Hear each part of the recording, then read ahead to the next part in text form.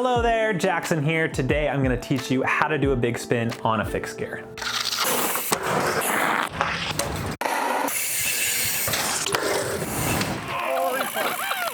It's not a small spin, it's a big spin. And no, it's not on a skateboard, it's on a fixed gear. It's a great trick to learn. You can add some different variations to it, and it's really cool because it's a fixed gear specific trick. The big spin is a moderately difficult trick. It didn't come to me that easily, at least. I would at least know how to do keo spins, wheelies, fakies before you go out and try the big spin. Out of all the flat ground tricks, I think I've fallen the most and the hardest trying to learn big spins. It's just really easy to loop out and you come down really hard, so make sure you're wearing a helmet.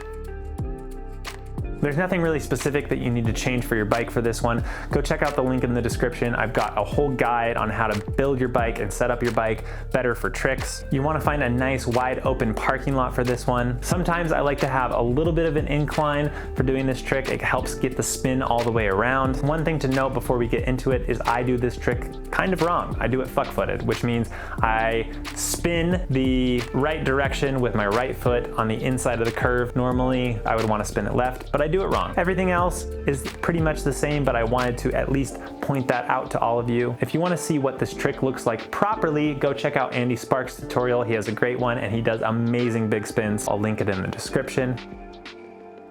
So to do a big spin, you don't really need much speed at all. Before you even start to pop the big spin, you want to make sure that you have a nice carve. It's actually a more aggressive carve than any other trick that I know how to do. You're going to be turning your handlebars a lot, but you're also going to be leaning towards the inside of the direction that you're spinning. That'll help keep your momentum going all the way around.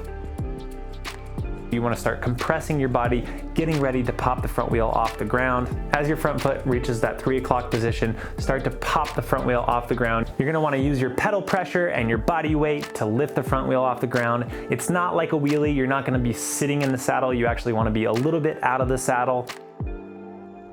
As you're starting to pop the front wheel off the ground, you want to hold your feet position in the same spot. You don't want to keep rolling forward too much. Throughout this trick, make sure that your whole upper body and your head are leading your bike the direction that you want to be spinning. Your head is going to be looking ahead of you in the spin, and that'll keep your momentum going around.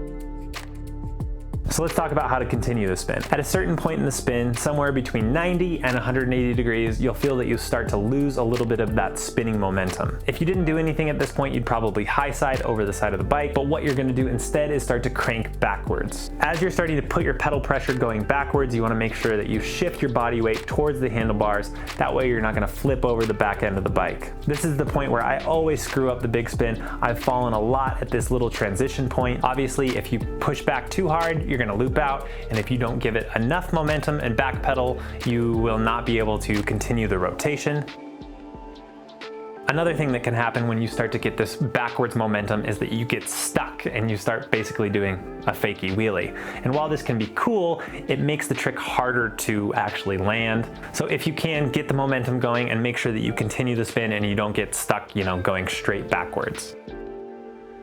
Once you've gotten that back pedal motion, you should have made it about 3/4 through the rotation. Make sure that you continue to spot your landing using your upper body, your head, and looking in the direction that you want to spin. As your bike comes around to that 3/4 point, you're going to transition from the back pedaling to forward pedaling again. This forward pressure is obviously going to help you land the trick and roll away. As you start to put that forward pressure on your pedals, make sure that you're shifting your weight back towards the saddle. That way you don't drop the front end too quickly. I'm usually pretty lazy about this part. You can kind of see it in the footage. As soon as I kind of just get that forward part, I usually let the front wheel drop, but it's a little bit more clean if you can get your weight shifted back and fully finish the rotation while your front wheel is still in the air.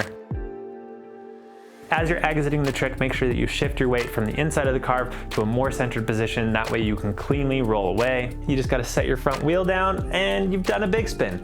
It's not an easy trick. You can fall a lot of different ways, off the back, over the side. It's hard to keep your momentum going, especially through those transitions and pedal pressure, but it's a lot of fun once you learn it, so don't lose motivation. It takes a ton of practice. Make sure you hit that subscribe button. Follow me and FOAD on Instagram and TikTok. Check out FOADgang.com for some gear, stickers, all sorts of good stuff. Use the hashtag FOADtutorial if you learned something from this video and want to post it on Instagram. I'll link some other trick tutorials in the description, so go check those out. Thank you guys for watching, and I'll see you in the next one.